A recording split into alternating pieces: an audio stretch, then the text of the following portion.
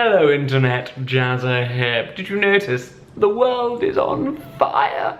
It's times like this that we, as citizens, as people of the world, need to be ever more vigilant about the stuff that's happening around us. Current events, facts, alternative facts. Whether or not Katy Perry really should be doing what she's branding as purposeful pop. I'm like, thanks for the sentiment, Katy, but Those of you who've been around here for a while will know that one of my favourite mediums is podcasting. You get to sit on the train or the bus, stick your headphones in, and become more clever through osmosis of other people talking in your ears. It's actually the laziest form of intellectualism. I love it, it's great. In fact, I love the medium so much that I have my own political and social commentary podcast called The Right Dishonourable. If you haven't listened to it and downloaded it and rated it and subscribed to it on iTunes, then I don't think we can really be friends. In the UK especially, spoken word, commentary, satire is dominated by the BBC and Radio 4. And I certainly used to find it really difficult to find some independently minded programming and podcasting out there. So I have compiled a list for you lovely people in order to kind of get you going in the world of politics podcasting. Get some inspiration, learn from some people, get some other perspectives, you know. First of all, I need to recommend you Common Sense by Dan Carlin. Dan Carlin is a previous mainstream media radio broadcaster who has dived into podcasting as his main gig. He's really famous also for the history podcast that he puts together, but I want you guys to listen to Common Sense because it's basically him talking for like an hour or more about what the fuck is happening in the US at the moment. Now, I knew I was going to be upset with the results of the election. I just didn't know exactly why. As a political Martian, you know, I wasn't going to be satisfied either way, so I knew I was going to come in here and grouse. But I gave it a 75% probability that I'd be grousing because Hillary Clinton won. I have acknowledged, though, that I have been wrong about Donald Trump multiple times during this campaign. So the fact that he surprised me again should come as no surprise. He's a history fan. He's got an undergrad in history and really knows his shit and is able to put things into contexts and into their historical narratives that really shows that human beings are very good at repeating the same mistakes. Dan describes himself as a political Martian, has some libertarian tendencies, though some social tendencies, doesn't really land anywhere in the political spectrum very cleanly, but he very much wanted there to be an outsider president to be able to take away all of these executive powers. He kind of got that wish with Trump, and is very aware of that. Bless Dan. For each of the podcasts I'm going to mention in this video, I'll link them in the little notifications, annotations, little circle with the exclamation mark in it. That will take you straight to the iTunes store if you have iTunes. If you don't have iTunes, then I'll link to their download links in the down bar description. So go and check out Dan's podcast. You're welcome. Next, I want to recommend to you Party Games by Paul Osborne. He was a guest on my podcast a couple of weeks ago and is so insightful and funny, has a background in broadcasting with the BBC as well, but is able to be cutting and witty with his remarks on his podcast. You know, for a political geek, by-elections are good fun. They're kind of the equivalent of Sutton United against Arsenal in the FA Cup, albeit with fewer funny fat goalkeepers eating all the pies for a bet. What usually makes them interesting is the pressure they put on the governing party. By-elections are a handy way for voters to give the government a smack on the wrist, a nice way for the opposition to build up a bit of momentum. Unless, of course, the opposition is being led by Jeremy Corbyn. We've had Labour here for more than 80 years.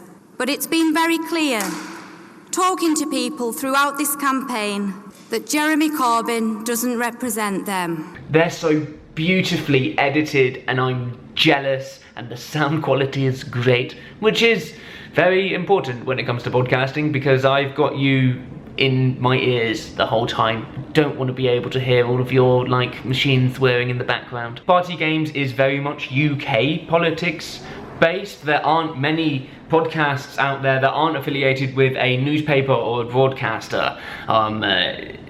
Paul's is brilliant and stands up and is better than an awful lot of the shit that is put out there by the mainstream media. Listen to him, find him in the down bar or in the little...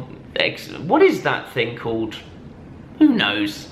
Who knows? Some of you may have noticed that I am now doing a master's in social sciences, the fluffiest of all of the sciences. But I'm now super interested in like polling data and how to conduct surveys and how qualitative methods are supplementary to quantitative big word things. Incidentally, if you're really interested in polling and like survey data and the ways that big data can affect and predict political outcomes, then definitely check out 538. They also have a podcast, but I haven't included them in this list. But if you're interested in polling and how data affects politics, then check out the Pollsters, which is run by a couple of ladies called Margie O'Mero, who is a Democratic pollster, and Kristen Soltis Anderson, who is a Republican pollster. They have been fascinating in the run-up to the 2016 election in the US. They do regular stories on polling about like pop culture and about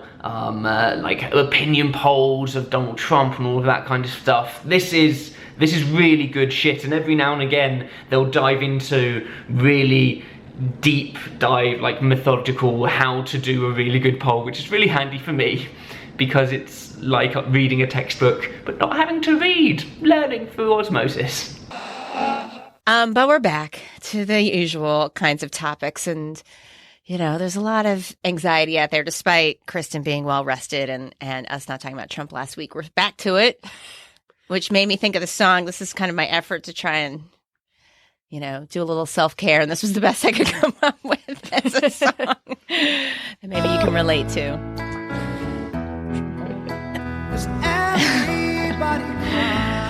I was advocating for a Newsies song. I was like, something a little more upbeat. Yeah, I don't know. This is just the kind of vibe that's out there in the world right now.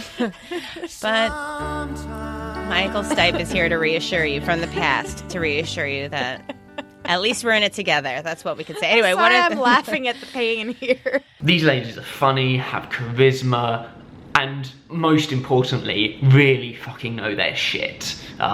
Check them out. They're very good.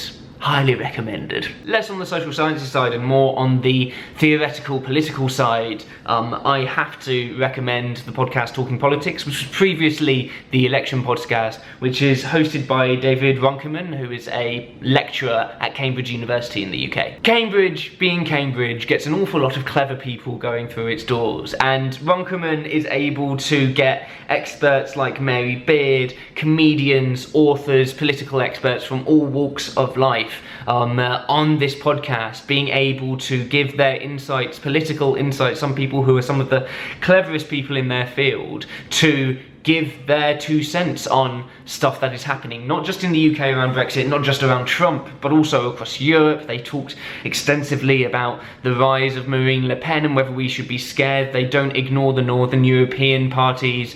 It's so invaluable, and this stuff like comes for free. This is what people pay like thousands of pounds in tuition fees to be around, and you get to get it plugged into your ears once a week. It's bloody brilliant. We were discussing the question about how you understand Trump's presidency and what you compare it to, and one possibility is you look to American history, and very broadly, if you do that, you tend to come down on the more optimistic side, in the sense that American democracy and the American Constitution, if we bracket the Civil War, has survived a lot worse than this. The really bleak view is you take the comparison with the 1930s European outcomes, which obviously are very bad. So that's when people start talking about fascism, Mussolini, and then when they get really wound up, Hitler. And then the third possibility, which is the one we're going to do today, which is probably, I think, the one that has most mileage in it, is to compare him with other people now. I love this podcast. It's really fucking good. I wish I were making it, which, to be honest, is that's most of these are just podcasts that I want to be able to make. But do check out Talking Politics for highbrow, political, clever shit. Love a bit of clever shit. Oh, hi. Future Jazzer here. We just time travelled with a single jump cut. Very exciting. In all seriousness though, please do check out the podcasts that I recommended here. They're genuinely the main way that I stay abreast of all of the shit that's happening in the world today. I'm also going to be putting together a blog post on therightdishonourable.com recommending a few more other really great political podcasts for people to listen to. I'll leave the link down in the doobly-doo, but if you guys can leave me recommendations in the comments, let me know if I've missed anything that you are a particular fan of, and then I can add it to the blog post. So then we have a nice little library, because I think it is quite hard to discover political podcasts at the moment. Hopefully this will improve things. If you've enjoyed me recommending you things, then check out this video where I recommend smaller YouTube channels. Ooh, exciting. And then if you have enjoyed watching me, then click on the subscribe orb, which is just here. Subscribe. Please. Love me. Okay. Bye.